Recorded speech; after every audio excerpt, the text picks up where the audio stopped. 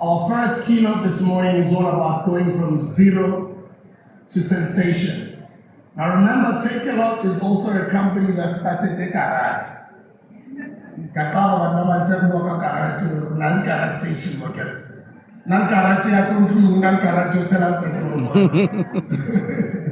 So it basically started garage.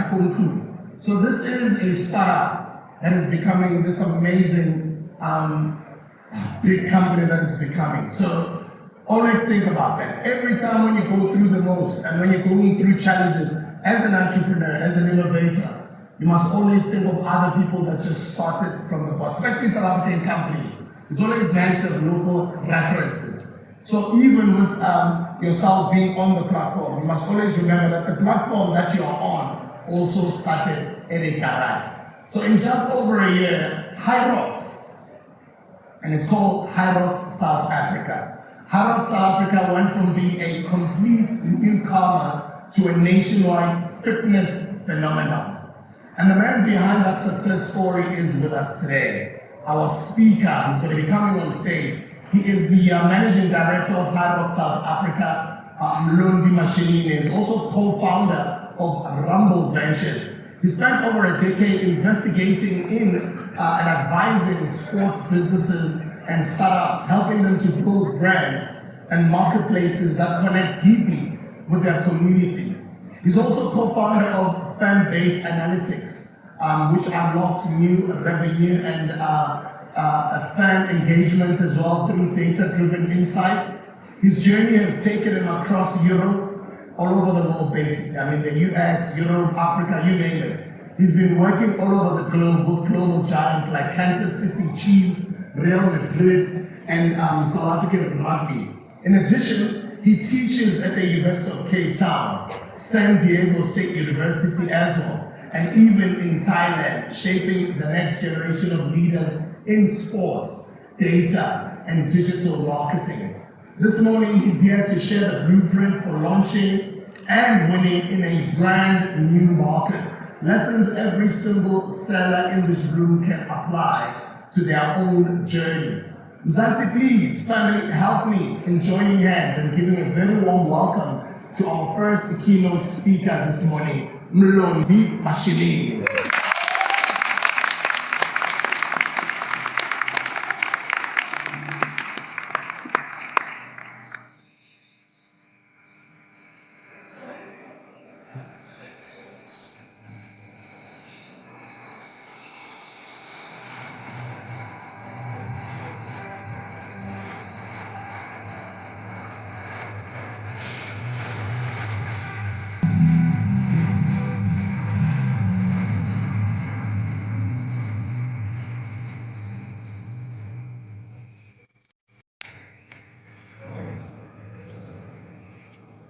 Very calm.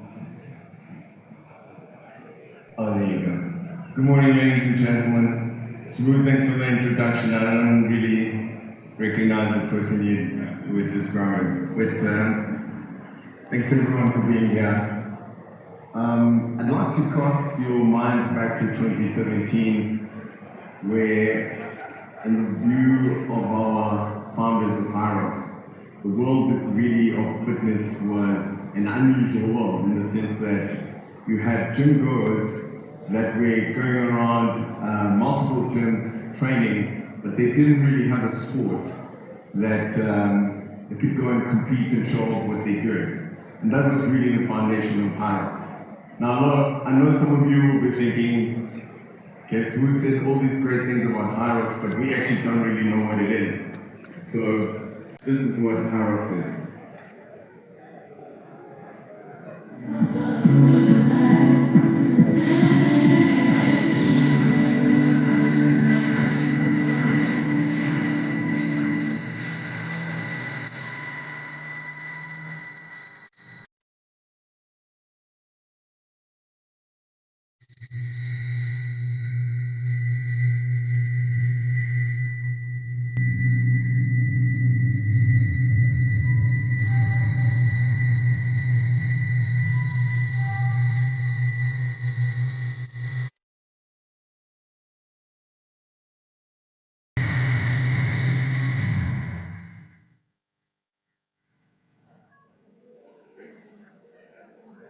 So Hyrox to us is the sport of fitness racing for everybody. It's built on running 8 kilometers, 1 kilometer at a time, and doing 8 functional exercises in between the running. We call it the sport of fitness for everyone because it's accessible to anybody, from somebody that's starting their fitness journey to somebody that's been a professional sports person. The different ways you can do the race: you can do it individually, as a pair, and as a relay team of 4 people. And that's important to us because the accessibility of the sport is something that has helped us grow. So why do I get to speak to you today? As Wu mentioned, we launched about 20 months ago, and in that 20 months we literally went from a sport that had 0 participants in South Africa. Some people had experienced it overseas. We brought the license, we brought it into South Africa, and literally started with a team of 3 people. It took us 18 months to get into profitability. We've had 3 events, 2 in Cape Town, 1 in Johannesburg. All of the events have been sold out. We started our first event with 1,400 participants. Our next event, which was here in Johannesburg, was 4,200 participants. And we just did an event in Cape Town a month ago, and we had 6,400 participants.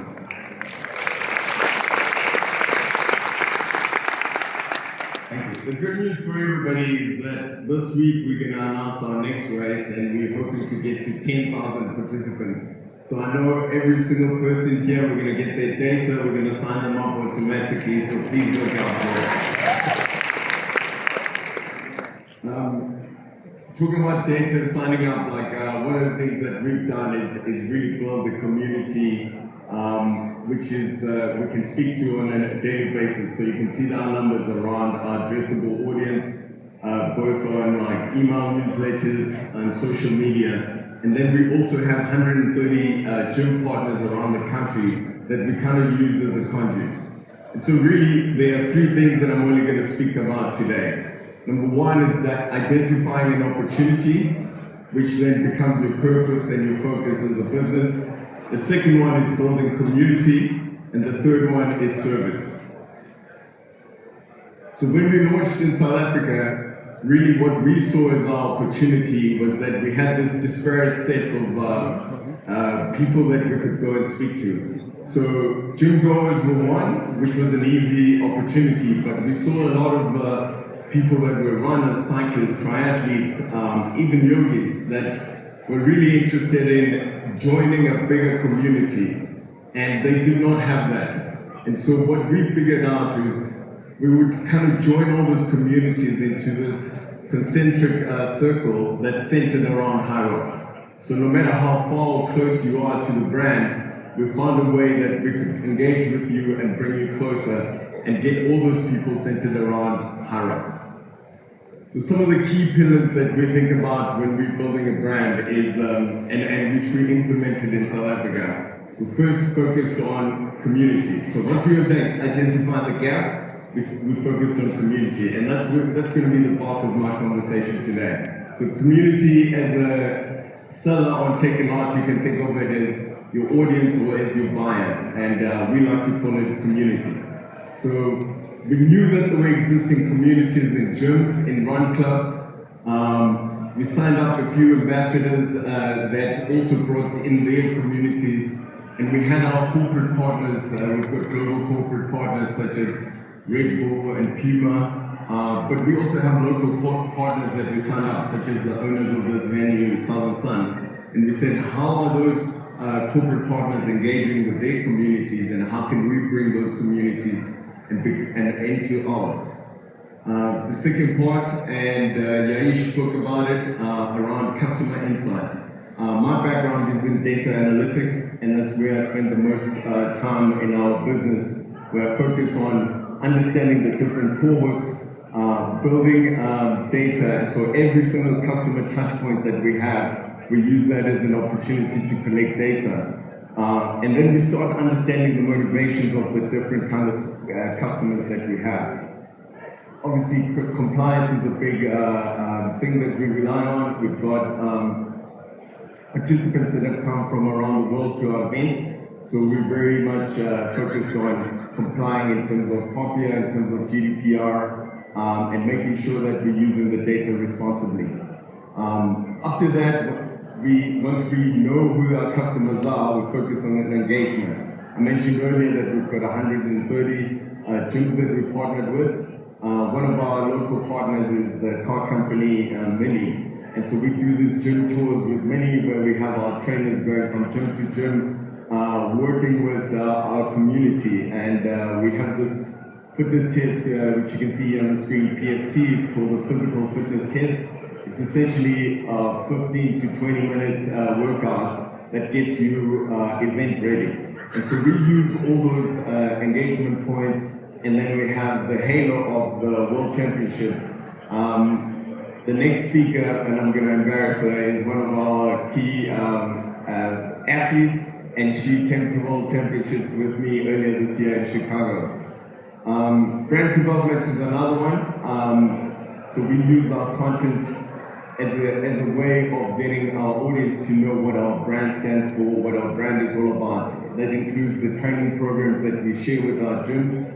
It includes how we share content on social media and also on newsletters. And then the most important thing for me is we create memorable experiences. So whatever touch point that we have with our consumers, we try and make that eventful. So whether it's our main events or the PFTs that I mentioned, but I'll speak a lot around our events. What we try and do in our events is every single athlete that participates, they get photographed at every single point of the event. Everybody gets timed, and we celebrate each participant's time. And more importantly, we have a finisher stage where every single participant goes through, their name is put on the screen, and everybody is recognized. And at our events, we have all our corporate partners that also bring in their products and services to celebrate with our community. And we really believe that if you create memorable experiences, then the audience will come and follow you, and it doesn't matter what the competition is doing. So I'll start on the right side of the screen. You'll see our events. Our branding is always black and white, and we try to fade away, and we put the spotlight on the athletes, and we make the athletes shine, and we make our events a celebration of our community. And talking about memorable experiences, at our last event in Cape Town, we had a couple that got engaged there, and that's a memory of a lifetime. So really our job is to set the stage, bring the community out, and let them celebrate. As I mentioned, we've got immersive content, but the biggest thing on the screen for me is the sense of belonging. I think you can see the ladies on the bottom right screen. They were doing a relay. There's four of them. They're all dressed in the same kit, and they're celebrating and having a great time together. And that's how we think that we can get ahead, and that's one of the things that we've used around community. That has helped us attract a very diverse customer base. My business partner always talks about ladies driving culture. So we always focus on making sure that our events are slightly biased on ladies, because when they drive culture, and we look to them to help us with our growth.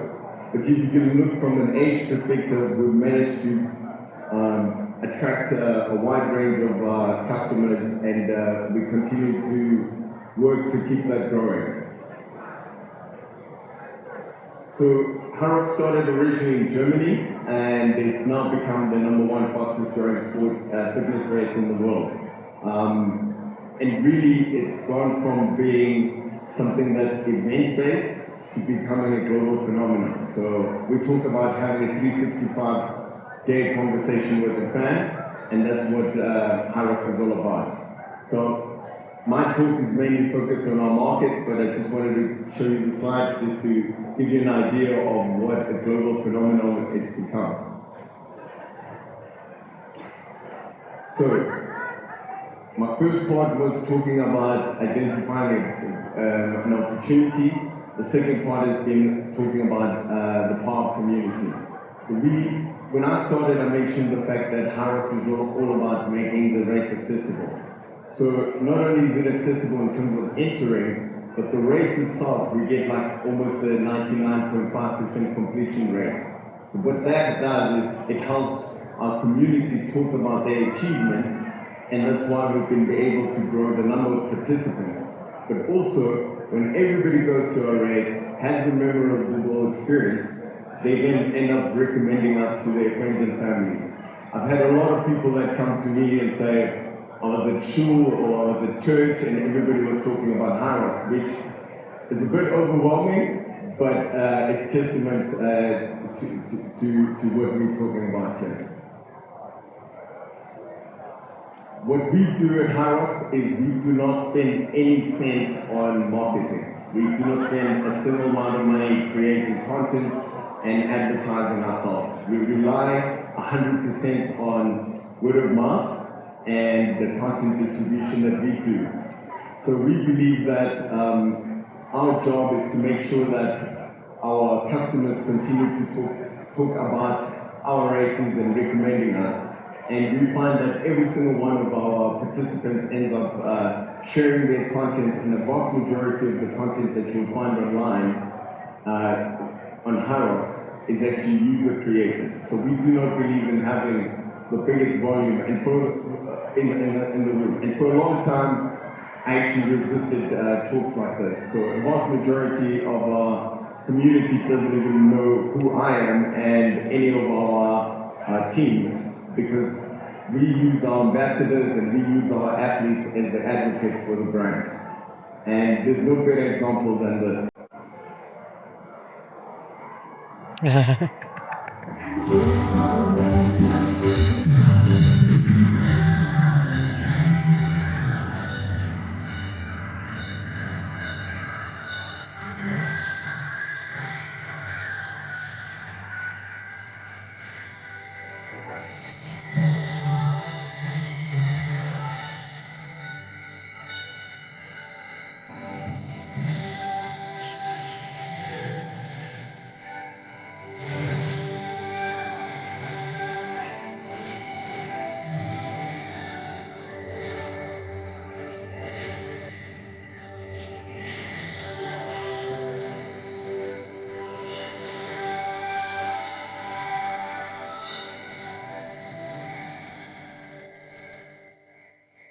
So the athlete you see there, her name is Gahisho. She lives in Cape Town, and I don't know if everybody could read it on the screen, but she said this is the point of view when you've got 2 weeks to your Hyrox event, but you're visiting your in-laws. And the reason we do not spend money in marketing is that, and our marketers that are in the house will forgive me, I think that we could spend all the money we have briefing, marketing, people, and we could never create an ad that's better than this. Gahisha's got less than 3,000 followers on Instagram, but this video has got almost 500,000 views. And people see that, every single South African in the house sees that, and they can, that resonates with every single South African. And we believe that that's how you grow a brand. You use your community, and one of my favorite marketing people is Seth Godin, and I've been talking about community, I've been talking about audience. He talks about community and audience as tribe. And he really talks about a tribe being people with shared interests that are united by leader and united by each other, and they spread a message with passion and fervor. And that's what somebody like Hyrox does for our brand. Now, talking about leadership, the way we think about leadership, and that's my third point, is we think about leadership from a service leadership perspective. So for a long time I resisted the title of MD, but we've got to a point now where I somehow have to embrace it. But what we talk about with our team is service-based leadership. So our job, we believe, is to deliver exceptional customer service at every single touch point, at every single interaction that we have with our customers, with our audience. And we do that through the times we'll make mistakes with an athlete's entry. Or if we're at our events, again, we all fade in black, we all wear the black Team Hyrox outfit, and we are all there to serve our customers. And that's the only reason that we exist. And so that's a big focus for our business. We believe that if we deliver that exceptional service, then the community will grow. The community will talk about us on social media, and we'll be able to grow our social media accounts versus us spending a lot of money focusing on growing the social media.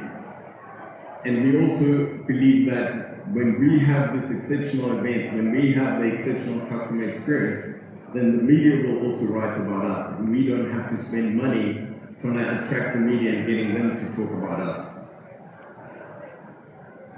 So putting everything that we spoke about today, we really believe that there are 3 ways to build a great brand. 1 is you've got to find your gap, find your purpose. 2, build your community. And the last one is provide exceptional service. Thank you for your time.